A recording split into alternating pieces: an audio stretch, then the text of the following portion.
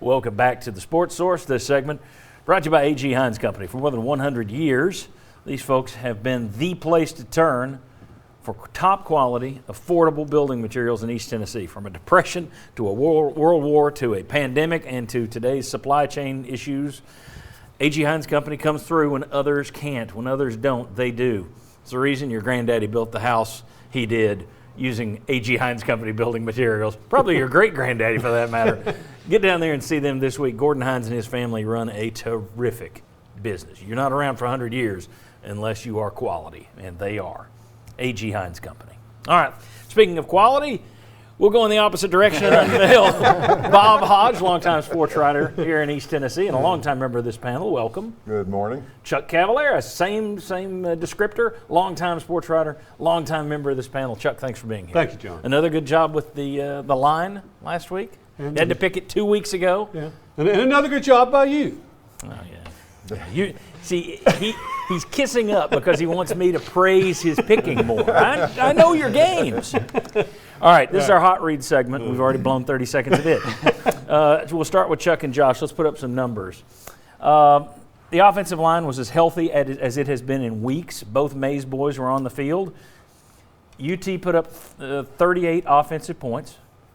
Your three longest runs by Smart, Wright, and Hooker equaled 83 yards. That's a 27-yard per carry average. That ain't bad. On the other hand, they gave up 5 sacks, minus 21 yards. The remaining runs, 24 for 62 when you count the sacks, 2.5 yards per carry. Was that a good night or a bad night for the offensive line? Everybody was expecting it to be better because you got the guys back, they're healthy. Good night or bad night? I'm going to say it was a bad night, and one reason was it was just 3 big plays, and then you also allowed 5 sacks.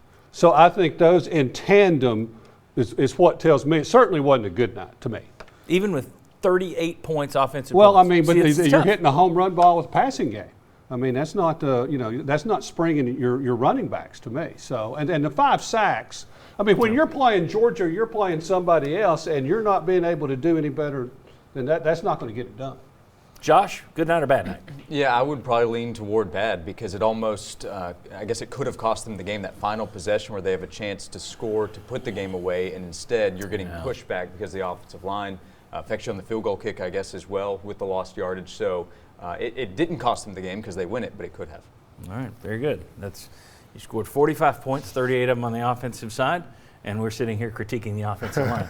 I'm going to hear from ex-offensive linemen all day now. All right, Bob and Will. By the way, I've got to say this right out of the bat. Will, you and I, we knew what was coming, baby. Yeah, we did. On Friday, I pointed out that Kentucky, they're not built for throwing the ball all over the place. Stoops doesn't like to throw. Went through all the stats, all the numbers, and on radio you said, hey, if Tennessee hits 30, Kentucky's dead. Yep.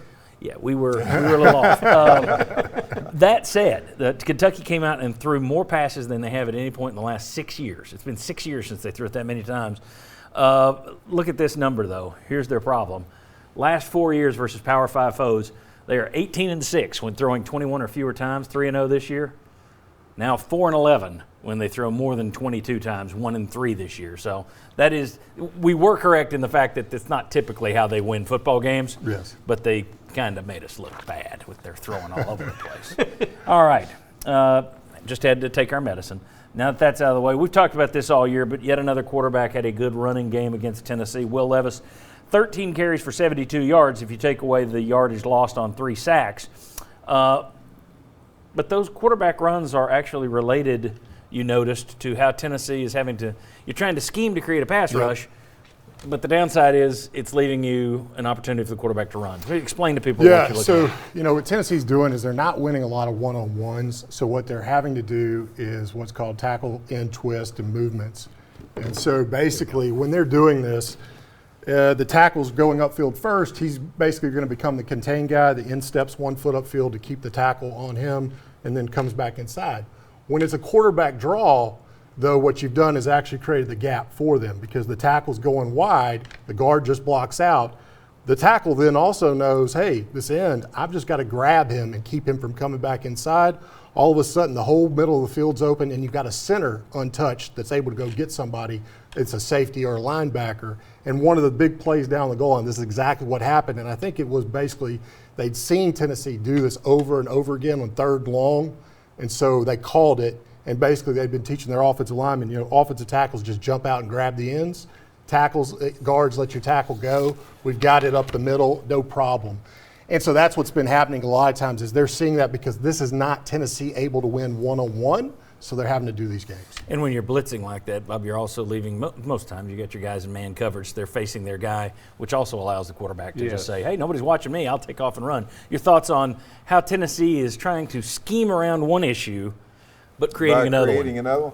Well, I think that also goes back to before the season, I think people thought you were going to get a little bit better pass rush out of your defensive ends, just a speed rush. Yeah. And it hadn't been able to happen.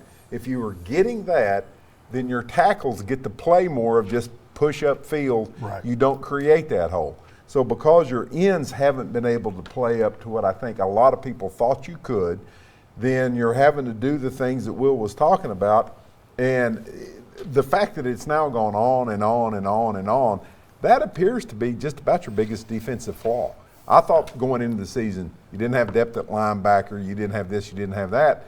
But because you're having to scheme for something, you're creating, and I don't know how, you can't just sit back there and let the quarterback stand all day.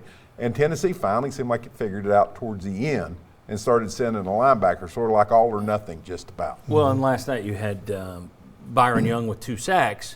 It's like, okay, that's what you expected. Why are you complaining? Both of those you had to blitz him. It wasn't, he's not lining up. There was this thought that, oh, he's so fast, you just put him on the edge and he's going to beat his guy. You haven't seen that. And one of those sacks was directly what you were talking Yeah, this play about. worked one Exactly. time for him, but it doesn't work all the time. Yeah, and that, you give him credit because you're top 5 in the country in tackles for loss. You're top 5. You've got all kinds of sacks this year, but you're having to do this. So the downside of allowing a quarterback to run on you, it's not like, well, that's stupid. Stop doing this. It's letting them run. No, but that's how you're stopping all. That's how you're getting all these tackles for loss is by doing it. It's just occasionally it burns you. Yep. 10 seconds to defend the offensive line. Yeah. 2 of those sacks were because of the back. One of the Jalen Wright, the young true freshman, had one that was Yeah, bad. one down of at them, the goal line. and then there was another one. So 2 of those sacks were on the back, not the line. Don't care. All right. I needed a topic, and that was a good topic. When we come back, all our VFLs join us to talk about whether or not a defensive recruit would want to play in this system. And then we'll talk specifically about Walter Nolan's decision. He committed to Texas A&M yesterday. We'll talk about that with his former coach, Marlon Walls. Next, come on back on the Sports Source.